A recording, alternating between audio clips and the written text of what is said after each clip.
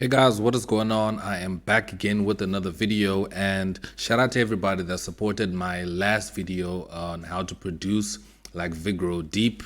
And in this video today, I'm going to be showing you guys how to mix and master that same track. So this is how to mix and master AmaPiano. Some of you guys requested this video as well, so I'm going to walk you guys through how I would mix and master a track like this. Okay, so if you're new here, consider subscribing. I have a lot of great content here, and we have such a big, dope community of producers here. So feel free to comment, feel free to drop a like, and welcome, welcome, welcome. Okay, so before jumping into this, I just want to say this quick that a lot of people misunderstand these videos, especially when it comes to technical things like mixing, like what I'm going to be doing now. The point of this video is to show you how I do stuff, and so that you understand why I do it, so that you don't copy exactly what I'm doing, but understand why I'm doing it, so you can apply to your work, no matter, even if it's not AmaPiano. If you're making other styles of house or even hip hop or even anything else, you can still use the same techniques. I'm going to try and make it so simple that you can apply what I'm teaching you to any other style or anything else that you're doing, and it will work for you. So just to get that clear, you know, it's not about a step-by-step. This is not a step-by-step tutorial, but it's a, kind of guiding you on how you can strategize your mixes. So remember, watch this from beginning to end so you can get a clean mix and see how you can get this done. Okay, enough talking. This is where the track is at the moment. Not so much arrangement. Okay, so I didn't arrange it so much, but what I'll do is I'll just add some more time. There we go. And maybe I can just split these channels. Okay, number 3, I'll just put it down here. Okay, why isn't it coming down? Come on, come down. Okay, was it number 5 or number 6? Okay, number 5 and number 6. Cool, I'll just split by channel, and then everything is on its own. Then I'll just delete here, just pick that up again, drop it there, and then duplicate, Control B, that's duplicate. And then I'm going to come to pattern 11, split by channel again. I'm just trying to make sure that all my sounds are in separate channels, in their own tracks basically. Yeah, and that one as well, I can just drop it down. Just split by channel, boom. Okay, which one was that? It was this one. Okay, there we go. Drop these back in. Control B. There we go. So now it actually looks much bigger. It looks like a bigger project, because when everything was rounded up, it wasn't looking so special. I'll just do random color. Okay, there we go. So before you start attempting a mix, you need to kind of listen to the music and try to figure out, are there any frequencies that are clashing? Are there any sounds that are not working together? How was the panning? And so forth, so you get an idea of where you're trying to go. So first and foremost, I just want to send all my tracks to mixer channels, so that I can mix them. Control L. I just select again and press Control L, and as you can see, everything is in here. So what I'm going to do right now is I'm going to send all my tracks into this number 1 insert, and then from there my whole track is going to go to my master. So this is going to be my mastering channel, not the master. The master is just going to stay clear. So what I'll just do is I'll just say mastering. So this is another thing that you can do if you wanna mix, if you wanna have a separate master channel. So I'll just go track routing, create submix, mastering, boom, and now everything is there. Okay, so everything that's green is feeding into that one. So let me change the color of that one into maybe a blue. Okay, so everything from here is feeding into that. So after it comes out of this, it goes into the master, which is this one. So you see, if I mute that one, everything goes off. Awesome. So now the first place I like to start is to check and see my overall level of my master.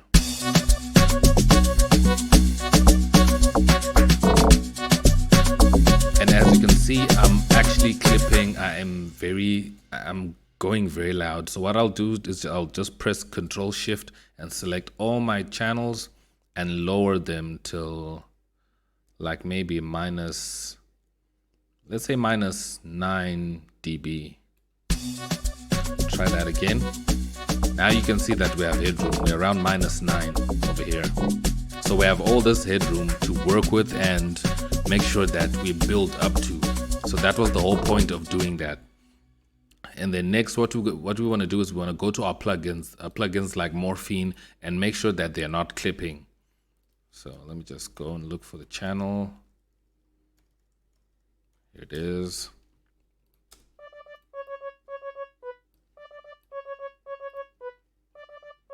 Okay, there it is. I'm just going to give it a little bit more gain. Okay, so I think this this sound had some reverb in it, so I'm just going to send it to my reverb.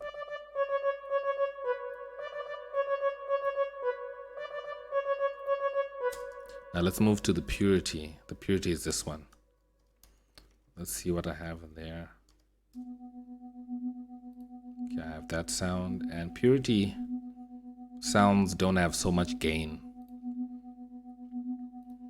So now that we have headroom here, I can lift it if I feel like it doesn't have so much volume. I can just do that and then send it to a reverb.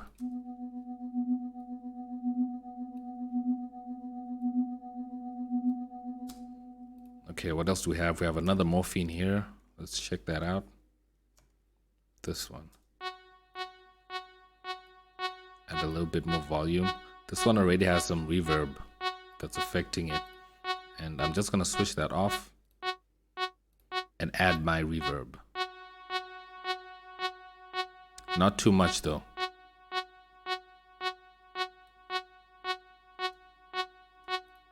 Okay, awesome. Let's move on to the other Morphine, this one.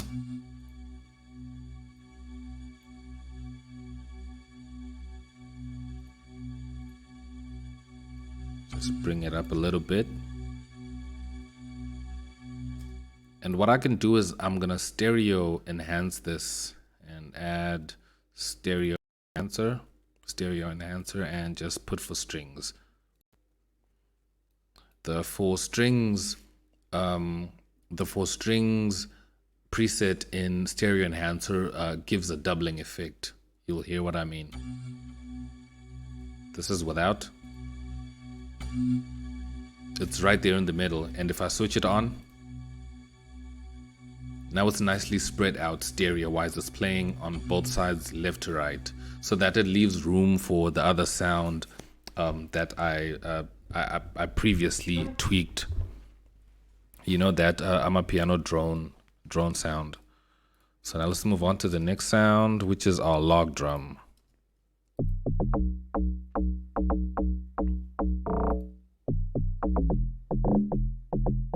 So the thing with AmaPiano is that log drum is always the most prominent thing.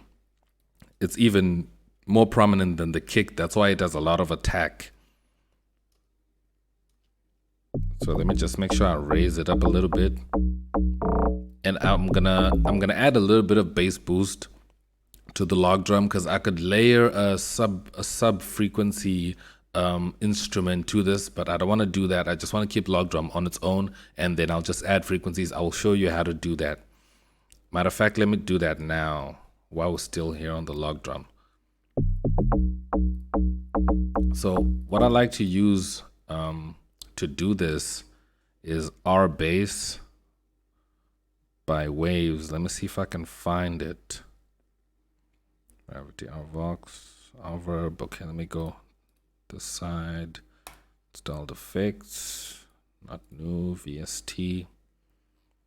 Go down, R bass. There we go. And I'm going to use it in mono. There we go. So Let me play that back and just switch the frequencies.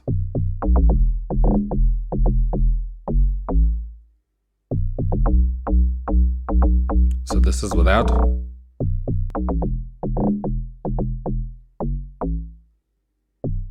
This is with. So you can hear the difference, the way it adds that 50 hertz frequency. It is amazing. It adds that real low rumble that you want to have your log drum and the bass banging, and make sure that the subwoofers shake. If you're playing it in your car and you have massive subwoofer, this will guarantee that your log drum will be knocking. So our log drum is good. Let's move on to our next sound. I think I have a B4, but I didn't play anything using the B4, so I think we're fine. Now let's move to mixing the drums. So I like to start with the drums first and see where my kick is at. So I think what I'll do is just play the track. Just find where my kick is. Yeah, mixing is not fun. Mixing is very tedious, and a lot of people don't make it. Okay, here's my kick. Just look for that. Solo. There it is. I'm just gonna raise it up a little bit. Add an EQ. Add an EQ and see what my EQ is doing. So I'm just gonna raise a little bit of frequencies here around 150 hertz, just to give it a little bit more body. And just lower the highs because I hear a little bit of a clip. And the thing with AmaPiano is that the kicks are not so powerful. So right now I'm hesitant to add a little bit of distortion, to add more harmonics. But you know what? I'll just do it in. Let me mix a little bit. Just add a little bit of harmonics. This is without. And this is with. You can see the harmonics that are added. I'll just lower this a little bit. There we go. Perfect. So I'll just solo the kick.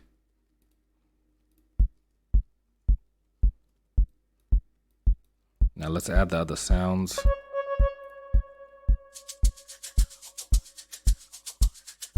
So we have the shakers. So what I'm going to do with the shakers is that I'm going to split them up. Pan one to the left and the other to the right.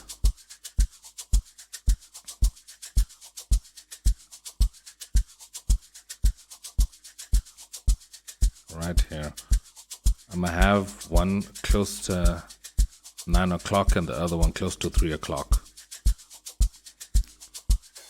And we have the crashes here. And I want my crashes to be bright, so I'm going to add an EQ and raise some of the high frequencies.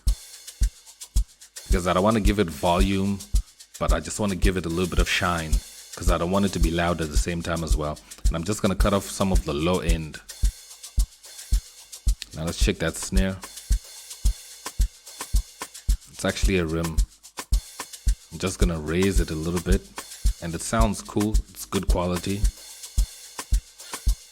Okay, we also have that folk, that little sound. I'm going to raise that as well. Let's check that cap. Raise that as well. Check the conga.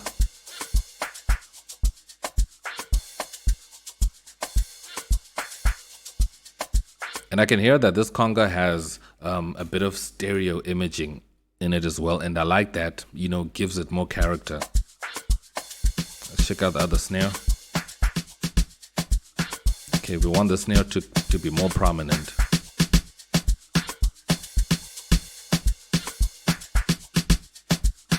Okay, for this snare, I'm going to add compression to it.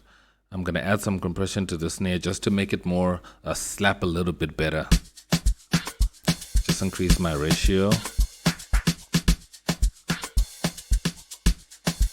There we go, and raise it again.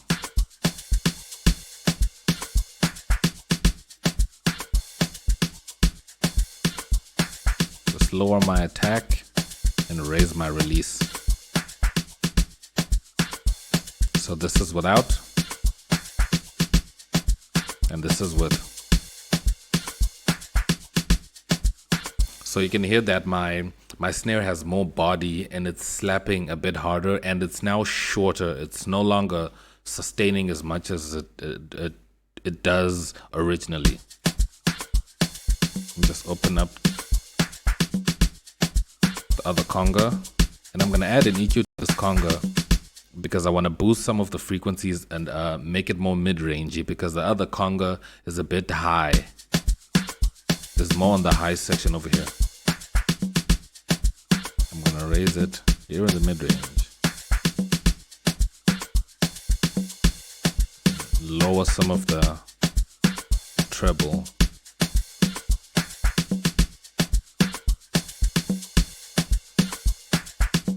And lower some of the bass side as well.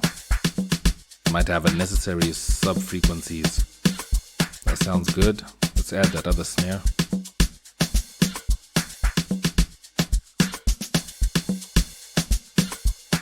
Okay, so this is our military snare. I'm going to add a compressor again and do the same thing. Or I can just, let me delete that compressor. Just copy the same compressor that I used for the other snare and just boom.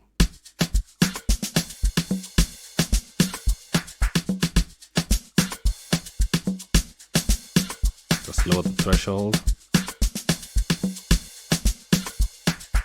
Just raise the gain.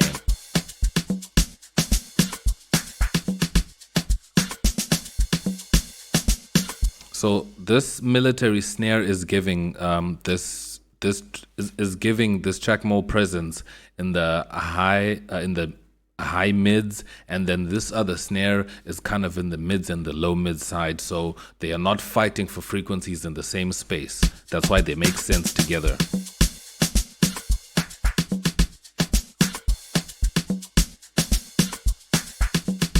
I think that sounds good. Now let me turn on my log drum.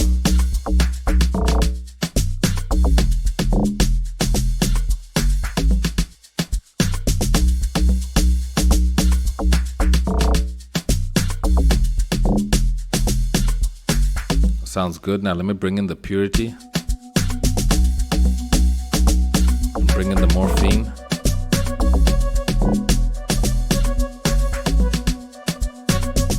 And bring in the sax. And bring in that other conga.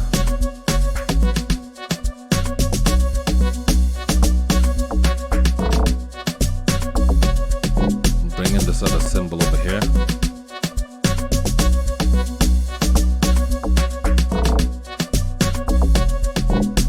Lastly, the morphine.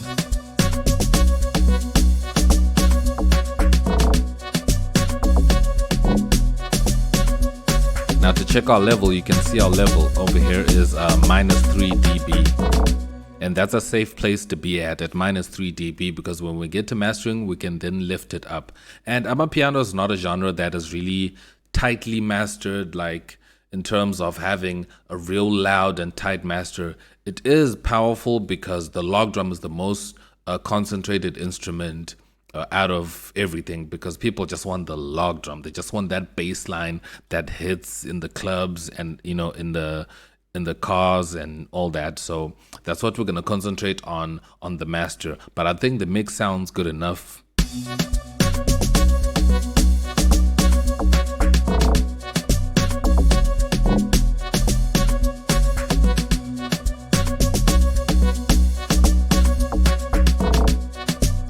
Okay, so now if we come to the master, the first thing we want to do is add an EQ. Rule of thumb is always add a 30 hertz to 18 hertz cut. Boom. So now with that cut on, we make sure that all the frequencies above and below all those frequencies is going to be cut off, and they're not going to accidentally trigger our limiter.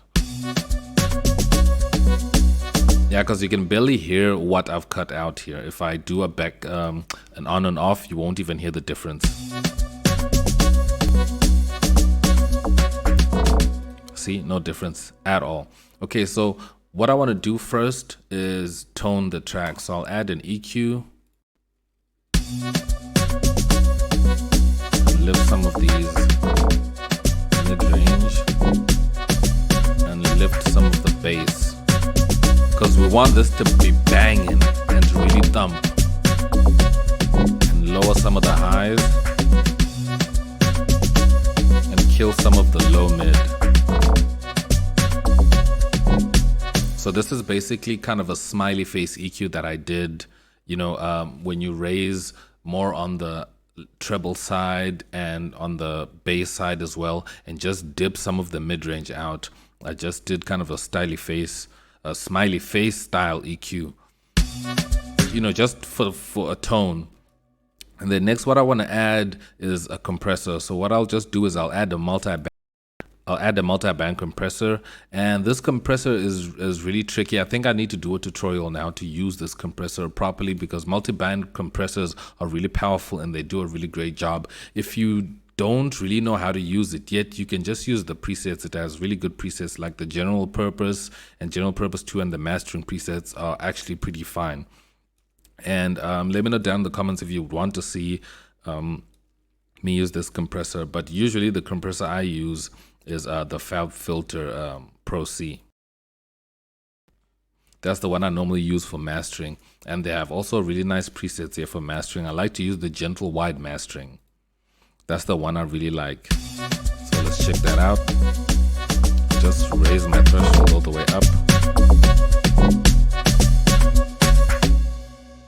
Just make sure that my levels are not going, okay, plus, and just bring it back to 0, because it adds gain, and we're not trying to add gain. So I'm just going to lower the threshold a little bit.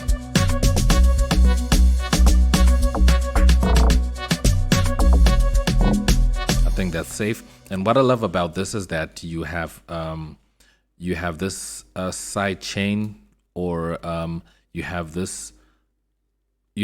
basically a way you can tell it which frequencies to affect. And I'm just going to drag this to the right, and I just want it to affect everything from around 100 hertz and to maybe 10 hertz, and then it can leave some of this high-end information to really sparkle and shine through without being compressed, and some of this low end. And I'm sure it's gonna shine, because I want the log drum to be nice and loose. I don't want it to be too tight. But I just want to control my mid-range, because that's where a lot of drums and information is being concentrated on. So that's why I just wanted to affect here. That's why I love using the Fab Filter. But if you have another way you use to do the same thing that I did just now, to do, you know, more concentrated and focused compression, let me know also down in the comments how you do that and which compressor you use. But this is the way I use the Fab Filter Pro C4, because I love this function. So this is without and with. And that's what I love about mastering. It's subtle. It's not supposed to be something that is like night and day, you know, unless if you're now adding volume, of which right now I'm just controlling the sounds and not really adding volume yet. Now we're going to get to the point where we add volume. So now we just need to add a limiter. And the limiter I normally like to use is the Pro L, or I can use the L2 from Waves as well. It's also a nice it's also a very nice limiter. Or you can use the Fruity limiter itself, or Maximus. Maximus is actually pretty good, but I don't normally use it.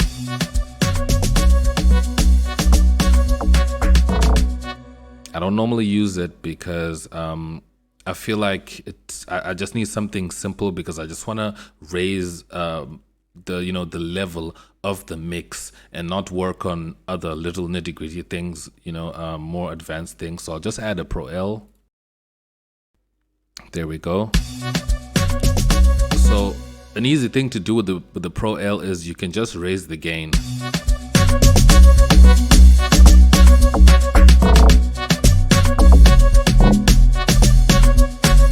Up until a comfortable level, or you can just use a preset. They have really good presets. I usually go into Dance Electronica and I go down to House, and I usually pick anything like maybe loud and punchy if I'm making something loud. But usually for piano, I usually like to use natural loudness. That's the preset I like to use, and change the style to transparent. Or you know what? I'm gonna make it dynamic because I want this track to be dynamic.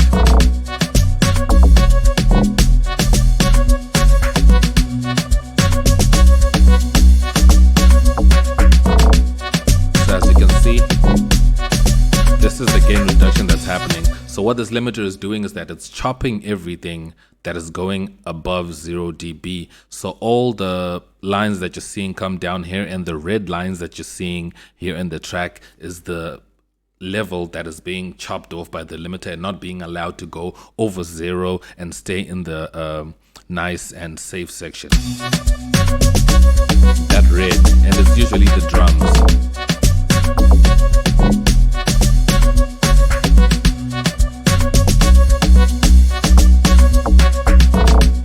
Okay, so this is without the mastering, and this is with.